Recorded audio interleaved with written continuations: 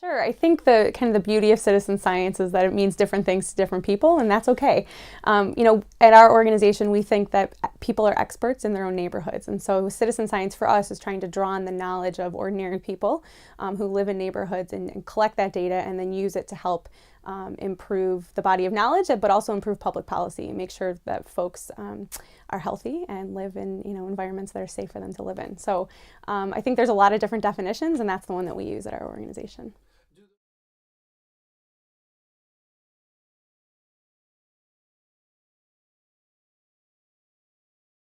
No, so all of our members, all of our citizen scientists, very few of them have actual training in any kind of scientific background, myself included. My only science degree is a political science degree.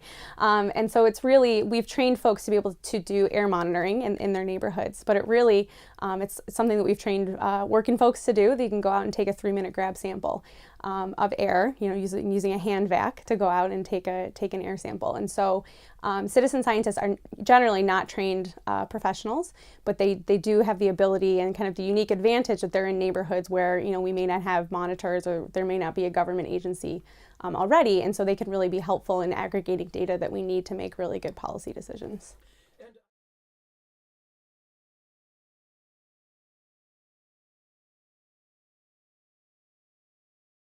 Right. So citizen science has been happening kind of all over the world, I would say, for decades, and I think now it's starting to gain traction and get a little bit more attention on the federal level, and I think that's a really good thing. The kind of monitoring that we do has been done all over the world by an organization called the Global Community Monitor, who has trained folks, for decades, really, how to take their own air samples. And there's different examples, all over the world. So yeah, I mean, I think it's not a new idea, but I'm really glad that it's getting more attention in recent years. And you mentioned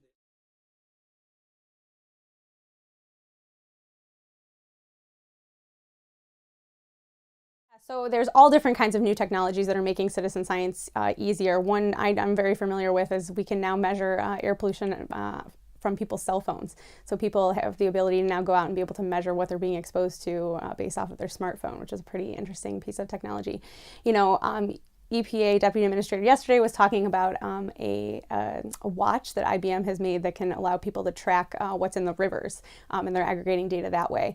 So the technology is exploding. I mean, there's new things every day. I'm not familiar with all of them, but I think it's making it easier and for a more diverse group of folks to be able to access and participate in citizen science. On the other side, that's very challenging. Different technologies, require different levels of expertise, and so being able to figure out how we skill up a community of citizen scientists to be able to, understand and access all the new technology is definitely a challenge that we need to be figuring out.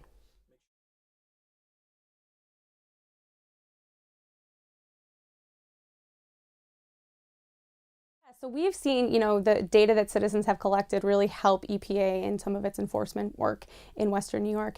Our residents, as I mentioned earlier, took bucket samples. They're just 3-minute grab samples measuring for volatile organic compounds, and found that there were very high levels of benzene in their neighborhood. And they took those results to the Department of Environmental Conservation in New York and the EPA and said, we're really concerned about this. Is this something you can look into further? And EPA went ahead and funded a year-long air quality study in the town of Tonawanda in partnership with the Department of Environmental Conservation that measured the air for a year and found that, in fact, the benzene levels were extremely high, and this was a grave concern to the agency.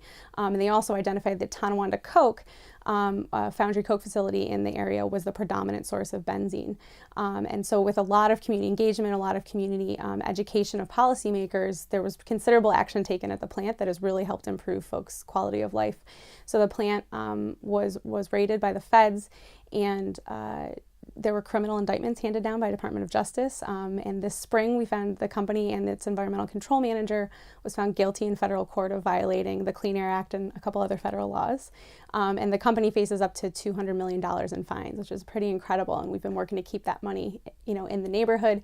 And then on the civil side, EPA convinced the company to sign a consent order, which is very incredible, agreeing to reduce their benzene emissions by 2/3. And so since that enforcement action has moved forward, benzene emissions in the town downtown Tonawanda have been reduced by 86%, which is a really, really tangible, it means people in the community won't get sick. They've really protected lives.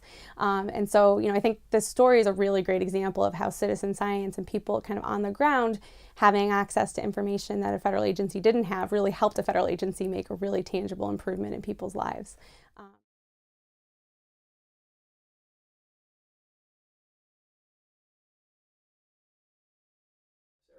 I sure hope so. I think EPA has really been leading on this. They have several funding programs for community-based organizations to do citizen science. Their CARE program, Community Action for a Renewed Environment, and their environmental justice program has really helped bring resources into neighborhoods that need them to do citizen science and then help inform state and federal policymakers on that. So I think EPA is leading the way. I'm not as familiar with other agencies, but I think the hope is that this will become more mainstream within the agencies, and we can be using citizens to gather data and help improve policy. EPA Region 2 did a citizen science workshop about 2 years ago where they brought together both folks in academia within the agencies and then community partners to talk about what was working and where there were opportunities to kind of improve. And so I think going forward, creating a community of practice of folks that are doing this work is extremely important.